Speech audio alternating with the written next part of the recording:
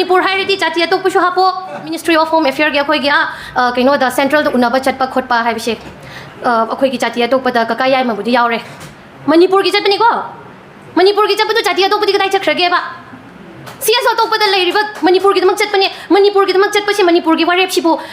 Lady Bab, look on a Katan Loga Draba. Amashu support on Nadaba. Hi, Ragananga Kangi, Kongi Hibanina. When I want the Chatanging National Education Tabiroi.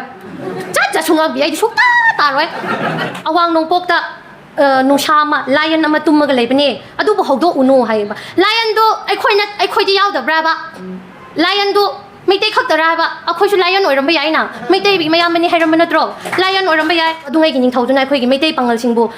Muslim haib tari matam duda moina kauraga lan Yaohallaga Chatkhinu haina Thambase Ningthouna moi leiraga phaba aphaba leirakani haina khanbe gi damakta thamamgani ba so khradi leieba una ba phausu phangdaba aduna amka vote lepak toine ba ko mana vote lepak toine ba adu mana MLA oiraga ngasai gi mana phatte hairam ba politician singdi man hendoi handak si angak pa thodok yam thoe Kainogi akhoi Meitei gi nong mapanba haibadu adudashu wangkhai keithela sangbi da ipak paktraga aidi tangkhul neba tangkhul macha aingonda wangkhai keithela sangbi da moi gi club mari na punchalaga semba hoina wangang loi hoina lao nong mapanba sidi punmina se haina aingonda kaurakpa aduma shu yam ngakpa adudagi Karambam Kaitel da Chatpakanda, Ima Memo Hoi Mayamna, Yamna Ikai Kumnaba Utbiba, Adudegi Akoshibo Amani, Habegi Wakalo, the Moine, I want the Ikai Kumnaba Utbiba, Adushu Yam Harauba Haraudi Yam Haraubako, Aduga Mokusho Haraudaba, Karigino, Habakanda, Hujikshi, Nushinabdi Ho Kreba, Imari Tinaba Ho Kreba, Adubo, Akoigi Nushinari Bishe. Khara leiraga border fencing gi matangda amuka yengthina ba hawradova adudadi khara leiradi aingona nusiramba singda amuka aibu nusiraroidra haina khanbegi wakhalda nungaitaba amashu dum phawba civil society organization form tawrakpase ai leader oige haina form tawrakpa ai adu oige haina form tawrakpase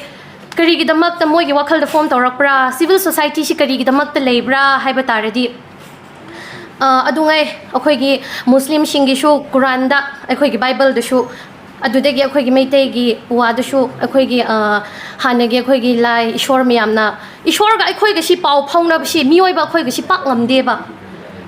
ma ga akhoi ga pau phauna ningai gi damak the prophet amamam thabir eba like akhoi na Christian singna Jesus Christ ki through the ishwar da pau phau ba adudegi akhoi Muslim singna akhoi prophet Muhammad ki through da adudagi akhoi kainogi Meitei singidana lining thogi through habdi moigi leiriba lining ba singi through the noina pau phauna ba ashumaina civil society singshi form tawrak pasi karigino hara prajana government da haiba ngamdaba prajana government da magi apin ba phongdok pa man haining bu phongdok pa ngamdaba se CSO singi through the phongdok pa ngamningai gi damakta haina CSO si form tawbne ba adubo haujikan akhoi gi CSO singdi mi government onda akhoi ni chief minister ama unaba chatlaga unaba phangdabadagi hena kainogi kari haisra CSO gi leader sing bu unabadane hena wakhre adugumba leader do aduna madu leader oire akhoi praja singna magi through the government da akhoi si akhoi gi apamba aningba apamba sinoina phongdok ka dobne ba phongdok ka doriba CSO mayai da leriba praja ga akhoi gi luchingba oiriba government sigi mayai da leriba CSO singsina aphau shakhradi praja akhoi di gadai chakro chatpham chu leitre aduni na CSO si mathang lingkhala lingkhachuno noi na CSO kanana lingra shagai gi lingra lingkhachuno madu gi marakta leader oiga doba midi Quran da yawugumna yawshen bashe yam lubne ilai na yawshen ba haiba yade Bible du shu yawne yawshen ba haiba mi du na leader oiga dobne shagai gi thokera kari gi ogra yawshen ba haiba ma do leader asheng bane ngasi gi CSO singna CSO ma form to bol raga ma gi pandam si kari no haba pandam ama leiraga ma si CSO form to bane president phampai heba mi du na kari haigni huziki matam da tongnar bise ma shidri phaba president paiba aduga secretary singdubu adudagi magi tungda volunteer oina leiba mi singdubu shu mana chatliba lambi dubu ꯑꯩꯅ ꯇꯧꯕ ꯊꯕꯛꯁꯦ ꯑꯩꯒꯤ ꯇꯨꯡꯗ ꯏꯟꯅꯔꯤꯕꯁꯤꯡꯁꯤꯅ ꯌꯦꯡꯁꯅꯨ ꯈꯣꯠꯁꯅꯨ ꯑꯩꯒꯤ ꯑꯐꯕꯁꯤ ꯍꯥꯏꯅ ꯃꯥꯅ ꯐꯔꯦ ꯁꯤꯒꯤ ꯑꯩꯒ ꯏꯟꯅꯔꯤꯕ ꯑꯩꯒꯤ ꯑꯉꯥꯡꯁꯤꯡꯗꯤ ꯃꯥ ꯄ꯭ꯔꯦꯁꯤꯗꯦꯟ ꯄꯥꯏꯕ ꯌꯥꯔꯅꯤꯀꯣ ꯃꯥꯁꯤ ꯑꯩꯈꯣꯏ ꯂꯨꯞꯁꯤꯒꯤ ꯁꯦꯀ꯭ꯔꯦꯇꯔꯤ ꯄꯥꯏꯕ ꯌꯥꯔꯅꯤꯀꯣ ꯍꯥꯏꯕꯒꯤ ꯋꯥꯈꯜꯂꯣꯟꯗꯤ ꯂꯩꯇ꯭ꯔꯒ ꯃꯈꯥꯛꯇ ꯄ꯭ꯔꯦꯁꯤꯗꯦꯟ ꯄꯥꯏꯕ ꯑꯗꯨꯒ ꯑꯣꯜ ꯃꯅꯤꯄꯨꯔ ꯍꯥꯏꯔꯁꯦꯀꯣ ꯑꯣꯜ ꯃꯅꯤꯄꯨꯔꯁꯤ ꯃꯩꯇꯩꯁꯤꯡ ꯁꯥꯎꯕ ꯌꯥꯗꯦꯀꯣ ꯑꯣꯜ ꯃꯅꯤꯄꯨꯔꯁꯤ Meitei ꯈꯛꯇꯪꯒꯤ ꯅꯠꯇꯕꯅꯦ all Manipur si Naga yawe adudagi leiriba Meitei Pangal tribes loinamuk yawbane all Manipur ki maming all Manipur hairani luching badi kanana luching bra si noi khangamgani all Manipur president all Manipur ki history the president si aikhoi Naga yawbro yawde Pangan yawbro MSF da yawkhiye aina khangbada ai chinji thiroi MSF da yawkhiye all Manipur hain hairadi akhoi leiriba indigenous mi sing da shu tanja du pibio akhoi gi shu tanja pibio akhoi apam badu no shu khangbiyo pangan sing gi apam shu khangbiyo aina shi amuka haigni nahamuk shu ko kamenda Meitei gi luchingba akhoi gi mi na su masak yam khangba amana atok tok na ngang ai di kamen shu pak pa da ba mi ne adubo akhoi gi tangkhul gi hanagi TNL gi president oiramba oja sine on the phone toraga yengo no the kamenda haibasi have kanda ai si yem kanda yamna nungai taba wasima yam ngange ai si argument yam pamba adubo aina magi thak tu kumadi ai suma ga chapana khra do ba aduge aina o mana roi maramdi mana magi thak tu kumthabane aina ai gi thak ta dum legini mana ai wondagi henba yaye adubo Meitei marak tu shu ichini naw ne khanba adudigi aphaba khanba mi singdunadi ai khoi gi damak lepe heba adu lepado ai khoi shu uwe uri bese Karamaina tobra haiba kanda Naga hai roige ko khoi indigenous people haiba tare ashi gi marak sida oje ikai khumnarabda khoi gi oja ka ashang ka sar nadi matam pumbada ma leye he na mai mnak ta thagat pushunate ai chati manai na thagat pushunate hayeng wai ma na phataba tordi ai chati manar so ai na hana thadabne aduni na ai na mai maram da haining budi mana irang si hodringai mamang dagi mana Junction lakpa magi khongthang mana torak pase anamba apun bagi oina ma wadi ngang bi bane ngang ba kanji da ma bu troll tau bi ba mana lepi riba mi singduna phawba magi da makta yam ushitna jati phawba ngang bi ba yam thengnei ishor phawba ne ai khoi pumna mak pu sem bi ba ishor se pum matam pum ba da ma bu thagat pa pam ne ai khoi noi de mi oi ba natra mi oi ba khoi de gari gi thagat pa pam moi ai khoi na thabak ma toraga ai bu thagat lo na he ai nang sai tau ba hei tabdo angang do chat pa hai tab cho chat pa hai rani cho hai angang si hogat pane mi oi basi thagat pasi akhoi mi oi basi thagat pa hai tre thagat pasi mi amana to ba thabak si kadai de shoi gra he na ngai ra hai chi ba gumba social media thogle e na social media pai riba ai shu pai le riba huji kandi angang pok pa da ngai riba angang shu pai ba hokre apha rom da chat gra hai raga moi gi da lepi ba mi gi da mak to shu troll to bi ba nahan Shiroi festival matang da karamba mina lao akhoi leye hena lepachi oja sang ka sarna lepi khibane lepi ba mi do o haina mayam shin harau raga la ena karamba khudong thiba thokhige thokte na kangpo pi chat pa matam dadi karamba jati na lepi khige adu makte akhoi tang khule pangam khide ukhro do huji kamjong rom do khro Meitei Pangal up down noi na chatle na adu bu phong na noi gi da ma wangang bi ba asang ka saron da noi na troll tawe where is asang ka sar kadai chat khre hero YouTube phau da magi masak happy adu ai gi chati ne na ai nungai te kari gi maung da mana smuk le pi ba maung da phau ba noi troll taw bra ishor phau ba thagat pa pamani ma bu chu thagat piyo leiri ba civil organization khuting mak na thabak taw ba da aphaba ma tawradi thagat ka dawne kari gi civil organization ne he ai khoi na una ba change hairadi choki ama da phamjal laga hujik ki matam da di amarom da akhoi gi CM Biren na Kariya go to hills adudagi akhoi gi adu hairaga marak marak ta unaba phangedana adubu CSO khradi leyeba unaba phausu phangdaba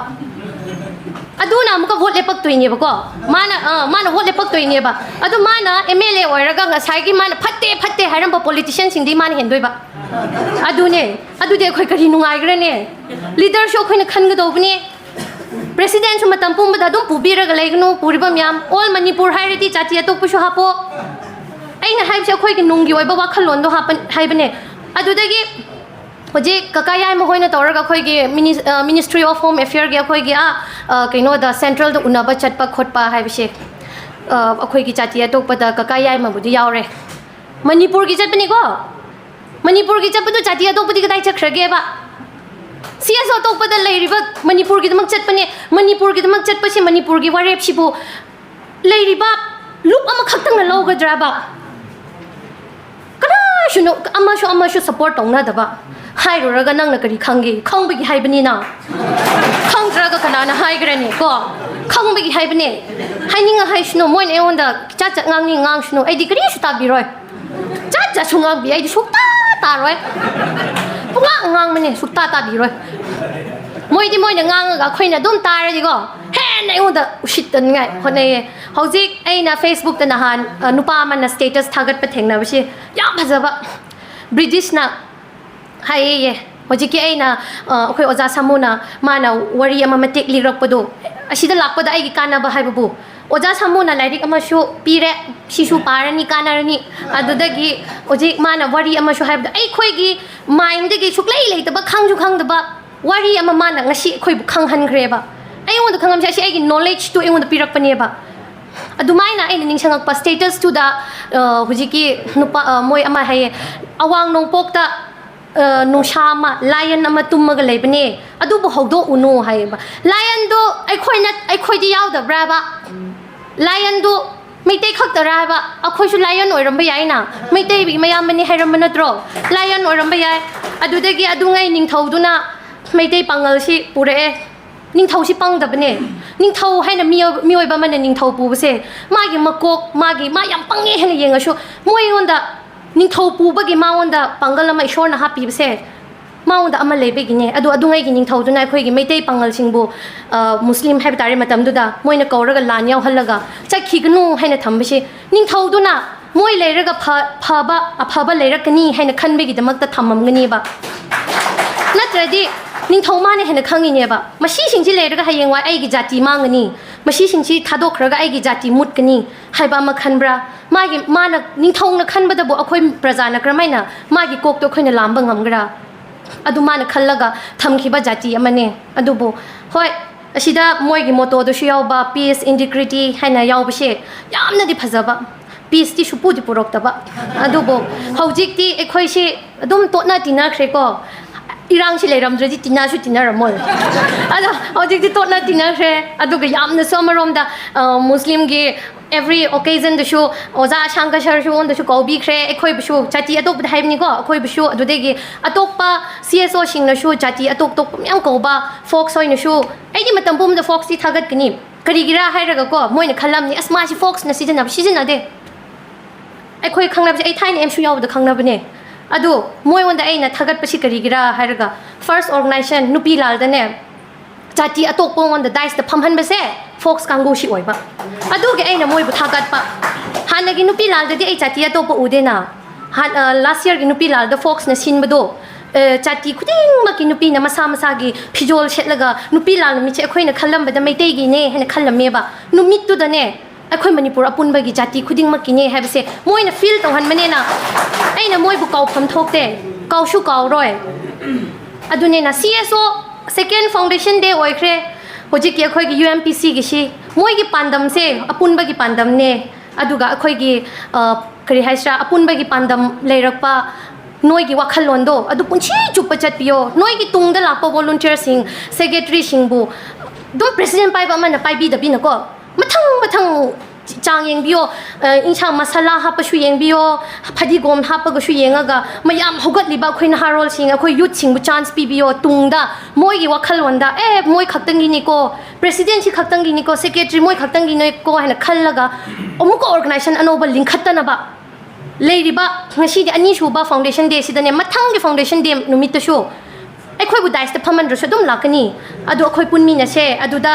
noi gi mapung phabado akhoi ni shu uraga aingon da shu para ama tamaga ai na loina ba mi sing du da ai na lesson du pi ba ngamba oiba Pangal ai shu oige adune na ai na aroiba da haining badi yamna di haining ba ko aduga sida hek ka ba hek ta kaw ba adune mi oiba aroiba oi na ai na haining ba shi CSO hai ba shi di ishor ga mi oiba gi marak ta leba prophet singumna CSO hai ba shi di government luching iba khoi government politician luching ba chawba singa prajam yam khoi gi marak ta leiba prophet sing do CSO noi shine noi shi yam na thagat ninge adubo chawthok no leader have si yaw shen ba hayo ยาวเชียนบ้าเฮลิบมาแค่หน่วยกี่มีวัดลอยหน่วยกี่มีอามาเลรมาตุกอนะมียามกันนี่เชิงบรรลุจริงบ่ดูปังงานหน่วยกระไม่เตยหน่วยกระตังคุลหน่วยกระอีวันคุกกี้ว่าเรามาชูลุจริงบ้าเฮรดีพัฒรักปะเนี่ยอะดูโบลุจริงบ้าชีคิดตั้งให้บ่วัดประมาณเลยไลริกไลชูให้บ่ยามมันดันนะอะดูเนี่ยนะไลริกไลชูให้บ่เซ่ไลริกชูให้ก็ดูปะเนี่ยอะดูเด็กไลชูให้ก็ดูปะเนี่ยอะดูให้ระกะหน่วยเชิงไปกี่คุยกี่ CSO มีามเสียงสิดี Foundation เดเนี่ยนะงั้นสิดี CSO มันนองนะลิงขลักปนุมิดโอยปะเนี่ยนะ CSO กี่โอยนะมารัมดาให้ปะเนี่ยก็อะดูกะทักกัดปิโอไอ้เนี่ยคงช่วยนะทางไม่ใช่ที่เราชเนี่ยอ๋ออีฉันนุปีนะตรากะอีเชียนังกี่คงทางมันพัดใจให้ระดีไอ้นะไอ้กี่ช่วยไปชิอูปะเนี่ยโอ้โมใช่ไอ้อีกายกันนี่ขลักให้ปะเนี่ยก็ให้นะขลักไอ้คงทางชิช่วยไอ้เชมกันนี่บะอะดูนะแต่เป็นคงทางช่วยเรนะฮะนะวิดีโอทักกันลานี่ไม่คงดียังงอให้นะอะดูจังก็ใส่กี่ช่วยไปดูเห็นช่วยยิ่งอ่ะอันนี้ไอ้ช่วยทักกัดปิโออีช่วยช่วยทักกัดปะปามีอะคุยมีโอยปะเนี่ยคุยกันดีทักกัดปะดาฮาราวรอยทักกัดโลมีคุยดิ้งมาทักกัดปิโอใช่ให้ระกะไอ้นะให้ขีบดางางขีบดาช่วยบาอาวัดไปเลยระชัวอะคุยปุ่มน้ำมันผู้เชมบีบากันบีบามาปูกิมามิงดาหน่วยมีอำนาจงักปีกนี่เห็นนะท่าเสียชี้ให้ระกะลุชินใจระกะก็ thank you